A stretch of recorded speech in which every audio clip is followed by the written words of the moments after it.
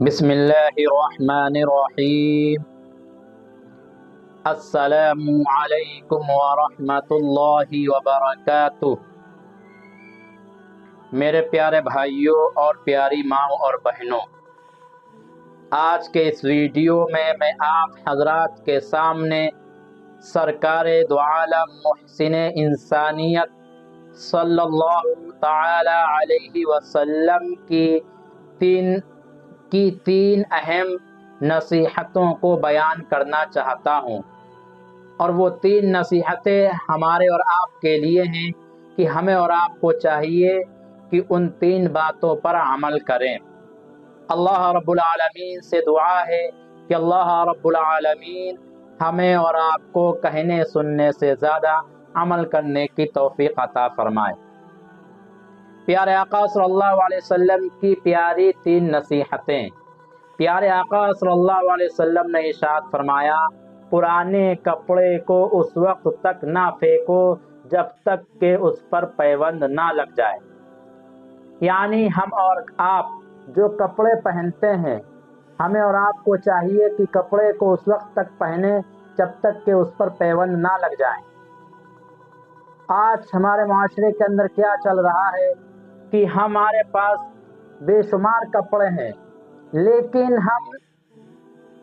ہر مہینے، ہر 3-4 مہینے میں ایک نیا سوٹ، ایک نیا کپڑا بنوا رہے ہیں،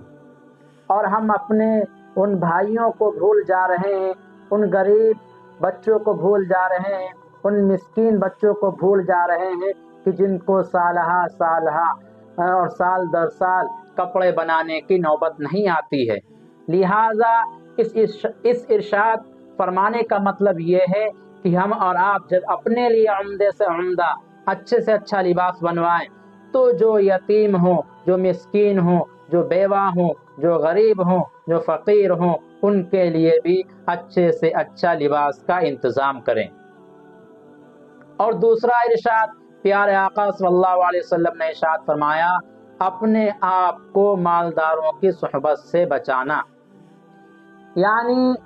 جو لوگ روپیہ و پیسہ والے ہیں، مال و دولت والے ہیں، تجارت والے ہیں، کاروبار والے ہیں، بزنس والے ہیں، جن کے پاس اعلیٰ سے اعلیٰ گاڑیاں ہیں، جن کے پاس حسین در حسین، ایک سے ایک حسین اور خوبصورت ترین بلڈنگ ہے، گھر ہے، مکان ہے، تو ایسے لوگوں سے اپنے آپ کو بچانا، ان کی صحبت سے اپنے آپ کو بچانا۔ وہ کیوں؟ وہ اس لیے کہ اگر تم غریب ہوگے یا تم کم پیسے والے ہوگے، تو جب تم ایسے لوگوں کے پاس بیٹھو گے تو تمہارے دل کے اندر حرص پیدا ہو جائے گی، تمہارے دل کے اندر لالچ پیدا ہو جائے گی۔ جب تمہارے دل کے اندر حرص اور لالچ پیدا ہو جائے گی تو تم اس کے اندر مبتلا ہو جاؤ گے، پھر تم اللہ سے بھی دور ہو جاؤ گے، پھر تم دین سے بھی دور ہو جاؤ گے، پھر تم قرآن سے بھی دور ہو جاؤ گے۔ لہٰذا اپنے آپ کو مالداروں کی صحبت سے بچانا، ان کے پاس اٹھنے بیٹھنے سے بچانا۔